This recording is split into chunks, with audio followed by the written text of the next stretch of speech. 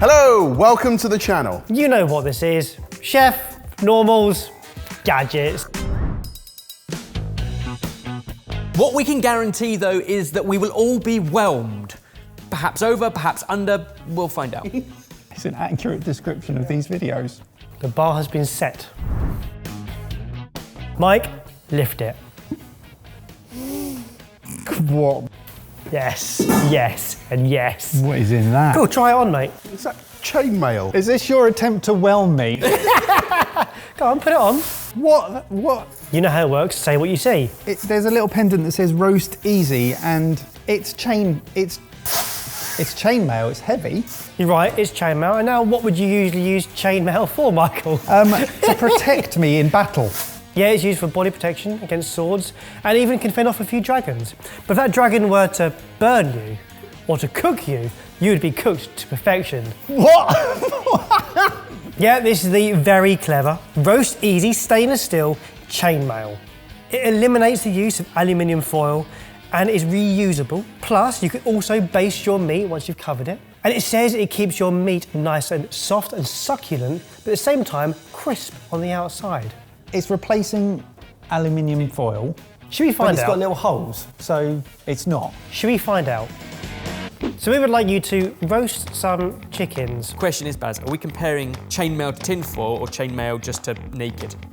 It states that it is a good replacement for tinfoil. And the use of tinfoil, personally, is to keep the heat in and, most importantly, the moisture as well, so you get succulent chicken. But the chainmail has holes in it. I know, but that's what it states.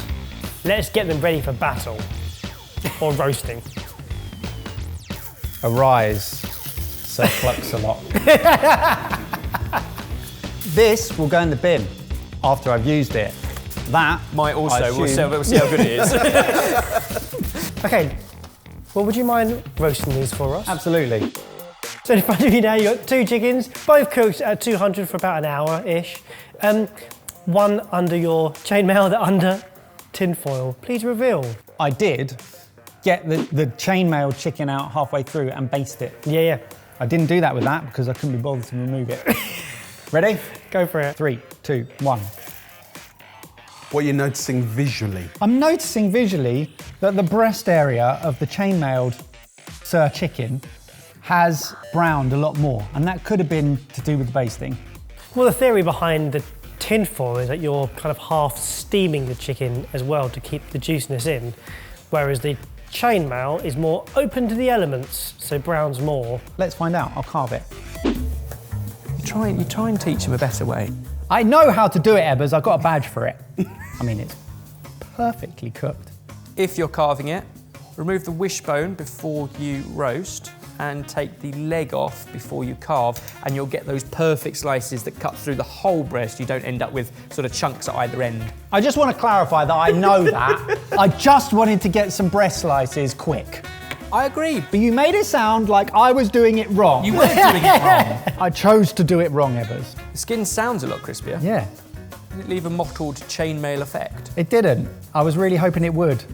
Okay, getting very similar colours and juiciness, I would say. Okay, I'm going to say it now. I'm not sure there's going to be a huge amount of difference here. That's absolutely delicious. Succulent, delicious. Very similar. This is exactly Equally the same. succulent and delicious. The skin is browner. It's slightly crispier. Is there a huge amount of difference? I don't think there is. Brilliant, that's what we're looking for. To compare it to tinfoil, it's doing the job.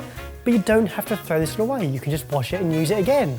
Some nice seasonal veg, squashed, roasted, lemony potatoes, and a lovely little sauce. Should we talk about price? Okay, if I were to use it, I don't think I'd want to pay anything more than £15 for it. Am I close? No, No. you're nowhere near, mate. It's £44. Okay. So now you've tasted it, you know the price. Is it rise, Sir Clux-a-lot, or is it down to the dungeon? For me personally, in the application in which I would use it or not, it would be down to the dungeon. For reference, did a bit of Googling, you can also buy this for £47. Brilliant purchase of Etsy, I want one. Right then, Ebbers, this has been highly requested by the community, not for us to review, but for you specifically to review. It's either allotment-based or it's going to wind me up, one of the two. That's such an assumption. I know, come on. Come into this with an open mind. Lift the cloche. Well, it's plastic enough to be a kitchen gadget on this channel. Twisty vents, which would suggest it's to keep steam or moisture in, and then you can unseat with some sort of rack. Oh, slidey. Is this air drying or steaming or smoking something? Absolutely not. Don't know. Ebbers, this is the Kitchen Craft Stay Fresh Expanding Bread Keeper and Slicer. They say no to stale bread. Kitchen Craft's Stay Fresh Expanding Acrylic Bread Keeper is an ingenious way to keep bread fresh and bouncy. It even comes with a free slicing guide, so you can turn your loaf into a neat, tasty sandwich. So you're saying this is a smart bread bin? Yes. And slicer. This might be the best thing until sliced bread. Yeah. Say no. Say no to stale. Say no to stale. Keep it in its little box. So as a bread bin, thoughts? So it's a bread bin, and the good thing is you don't have to open the lid of the bread bin to work out how much bread you got left. See-through. See-through. So he's finding the positives already. Yeah, good. Yeah. Yes, Ebbers. Well, it says, Ebbers, it's got a versatile expanding design that It's not airtight. I don't really understand what this is doing, because this isn't airtight. It lets bread breathe.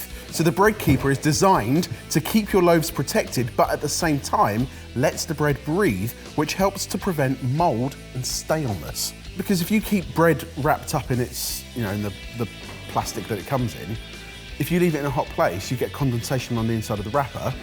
Actually, that leads to mold. Why is your kitchen so hot and steamy?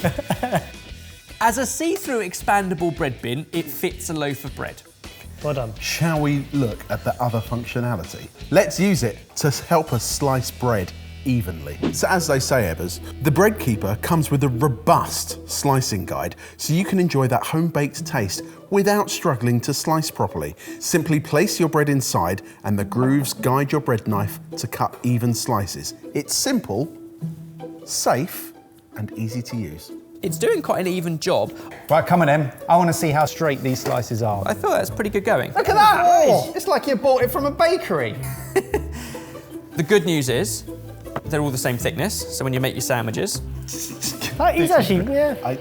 No, it can't be. and it fits pretty perfect. Oh, it's sort of late spring, little humidity in the air, a sort of solid 20-degree average. I'll have the vents open a little bit. And I'll tell you something. He's mocking you to your face. He's not. He's getting into it, and I'll tell you something for nothing. 2,363 people on Amazon agree with him. I cannot deny This is ludicrous. that does exactly what it says on the bread bin. I'm not sure if it's needed, I'm not sure if I'd want it on my work surface, but it works. The question is, Ebbers, how much would you be willing to pay for the bread bin? A really nice bread bin would set you back 20, 30 pounds. This is not a really nice bread bin, but maybe 18? 18. It's only £16. Bargain. Sorry, what is happening here? No, let me tell you this. This loaf of bread, I mean, an 800-gram farmhouse loaf, what's that gonna set you back? We paid £1.60 for that loaf. So if half of it remains fresher for longer, you could save 80p every single week. Across a year, the bread bin pays for itself multiple times over. At this rate, that's going to be a sorted, endorsed No, product. it's not. Let's rein it back a little bit, come on. Ebbers, the only question that remains, is this a straight-up slice of genius, or is it superfluous and stale? The design and the execution means that it is a slice of genius, but I think it's 100% superfluous. Oh, good. Thank goodness. I think that's fair. What's in your sandwich? Cheeky little crab sandwich. Oh, you're such an Ebbers. Okay, Jay, number 3, lift the cloche. What on earth are you going to do with that? I want you to work out what it's for and what you're going to put in it. Oh, Oh, is a clue hidden inside. Bamboo sticks. Suddenly everything becomes clear, right? Skewers. It's a giant toothpick holder. Right. I'm going to be honest. I have absolutely no idea apart from some very rude things that I will not say on this channel. Well, Jay, this is in fact the Easy Kebab Maker. The perfect gadget for anyone who loves barbecue or grilling, complete with skewers. So there you have absolutely delicious kebab mix. Fill the tube. So step 1, remove the plunger from the tube, you've done that. Step 2, disassemble the plunger and remove the skewers, reassemble the plunger, done. Step 3, which is what you're doing now, is fill the tube with minced meat. You don't need to use 2 fingers, do you? Just place the tube on top of the plunger and press down until the minced meat enters the nozzle chamber. It's coming through. Yep. So next, insert a skewer into the hole at the back of the nozzle and continue to press down over the plunger. And then, as the mincemeat emerges from the nozzle, it moulds itself around the skewer, creating goodness. the perfect kebab. Oh. And tip. Okay, Jay. Where do I pinch it off? It doesn't say! 5-6 inches maybe? I don't know. Oh! I think pinch rather than just bend. Oh, you actually have to pinch it off. Oh, God. Okay, you can mould that, you can save that. There you go. That was an easy, perfect That kebab. was. What's happening? These things are impressing us. No stick. Jamie's got a plan. Oh, God. We've done some stuff on this channel, but... Oh, well done. Nailed it. Okay. And just out of interest, can you do one by hand? Yeah. I didn't think I'd catch myself saying this, but I think actually it looks a lot better. You got a smoking pan there?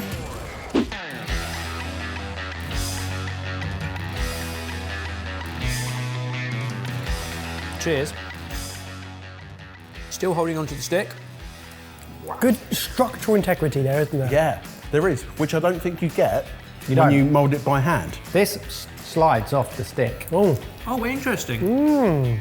Having used it, cooked with what it made, eaten that, what are your thoughts? It really works. Would you genuinely have that? Would you take that home and honestly get it out and use it? I would use that. So not only, we review a lot of these things, and we're like, hey, it does what it says, I wouldn't have one. But this does what it says, and you would use it. I think I would take use it home. that. Yeah, it's fun for grown-ups and for children. Shall we talk price? How much would you pay for this? I mean, it comes with the skewers. Exactly. £15. This is priced at £24.97. Does that change your opinion of it? £25 isn't enough to put me off buying it, but it is enough to make me think twice. But now I've tried it, £25 is all right. Well, Sorry. Barry, where are you in this video? I don't know where I am in the world right now. If you use it every week, I understand. But your kebab that you made by hand wasn't that much worse. it fell off the stick. Okay. We're all thinking this. The Easy Kebab Maker, complete with skewers. Has it done a good job? Yes! Or is it not worth the plunge? Oh, that is my favourite one for a long time. I think you know where I'm going to go with this. I think it's done a good job, and it's going to come in handy. Next! We're on a roll here. Well, we are. Hey, come on. You've got your work cut out with him. Turn me around. No, that's not what. No. No, no! Mr. Taylor, number 4. A mini kebab maker. Okay. It looks like a weird looking corkscrew or pepper grinder, but plunges and doesn't screw. This is like something you use to plug something. This is a vacuum van. Oh, a wine vacuum. It is a Wine wine sucker. saver and stopper. Wine stopper. Okay. That's a cork. So vacuum van is the #1 wine accessory on Amazon, so many people would say it does, and they claim it will keep wine preserved for up to 10 days. So you'll be glad to know that 9 days ago, we opened 2 identical bottles of wine, poured out a couple of glasses, vacuum sealed one, and left the regular cork in the other. 2 bottles of Fleury. One we opened, the other one we poured out a similar amount and then sealed it in. So where's the line between letting wine breathe and being out of breath? Such an excellent way of putting it. Oxidation is an important part of wine aging and processing. In a barrel, it might be wine tight, but it's not oxygen tight. So it's slow, steady application of oxygen, which is where you get aging and oaking and all that kind of wonderful stuff. At home, if it's then been trapped in a bottle, the cork is also very slightly breathable, which is why over long periods of time, wine can go past its best. But it's also been trapped in a bottle.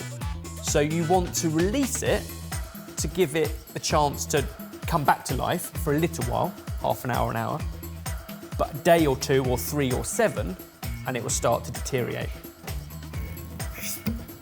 Oh, that was that. Okay. The vacuumed version is ever so slightly more burgundy. The other has lost some of that deep colour and is ever so gently more rosy. How do they smell?